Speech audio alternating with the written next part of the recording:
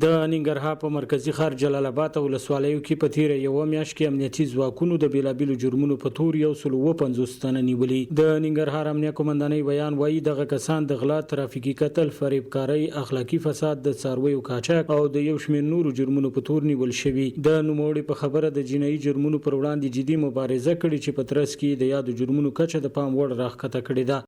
127 کسانو کې د غلا په تور 15 کسان، د مجروحیت په تور 8 کسان، مسلحانه غلا 1 تن، کسبري 1 تن، د ترافیکي پیښې په قتل کې 9 تنه، د رشوت په تور 1 تن، د فریبکارۍ په تور 6 تنه، د زنا په تور 2 تنه، د اختلاس په موضوع کې 1 تن، د لیوات په موضوع کې 3 تنه، د مالونو د قاچاق په تور 2 تنه نیول شوي دي.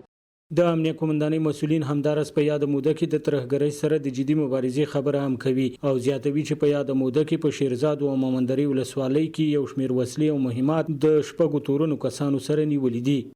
ما 15,000 روپۍ پټې کړې د مجبورۍ نه او مجاهدینو ونیولم، دغلته یې راوړلم او اوس دغه د ولچک یو بندي و. جعلي روپۍ ما څخه ما یو انډیوال ته وښودلې، انډیوال لاړ راپور یې ورکړو چې دې څخه جعلي روپۍ دي، ما ته دلته راوستله. موږ دا 2 کسه موږ سره تبان شوي او بس مجبور شو ډاکټر صاحب ته ورغلو، هغه نه موبایل واخیست، هغه هم خاص که ځان. په همدې حال کې دلته نیول شوو تورنو کسانو د خبریالانو سره په خبرو کې په خپلو ترسره کړو جرمونو اعتراف وکړ.